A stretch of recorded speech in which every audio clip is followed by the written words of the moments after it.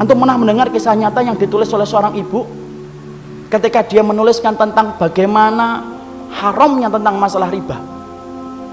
Dia cerita, kami dulunya adalah keluarga yang baik, mengisi kegiatan kami setiap waktunya dengan mencari ilmu. Sampai satu waktu suami saya kepentok bisnisnya dan berkata, "Dek, ini kelihatannya bisnis kita ini tidak akan pernah besar kalau kita tidak pinjem.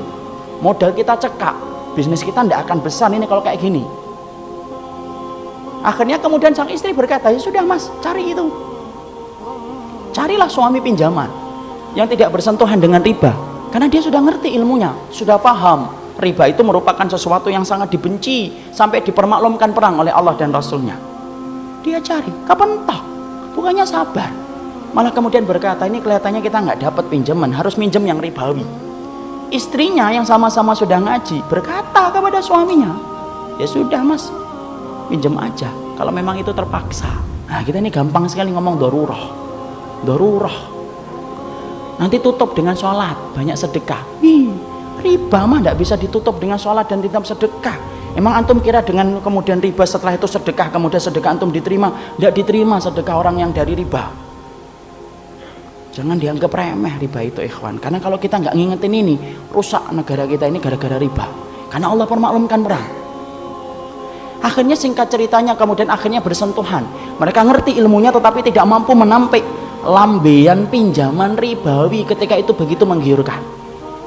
Apa yang terjadi? Allah memberikan istidraj. Usahanya berhasil, gede. Maka kemudian sang istri bercerita ketika usahanya semakin besar, maka kegiatan kami yang setiap harinya mengkaji, mendatangi majelis ilmu kemudian jarang kita datangi karena kesibukan kami untuk kemudian mengatur bisnis kami. Suami saya kemudian mulai jauh dari kajian ilmu. Suami saya kemudian mulai menjauh dari panggilan sholat dengan alasan sedang rapat ataupun sedang nganter barang. Puncak-puncaknya kemudian terjadilah satu dosa besar yang dilakukan oleh seorang suami di mana istrinya tidak lagi bisa memaafkan.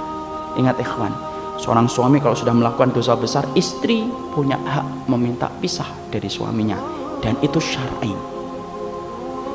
Maka suaminya melakukan dosa besar, akhirnya apa? Tidak bisa dimaafkan. Akhirnya apa? Kapal rumah tangga itu karam, tenggelam.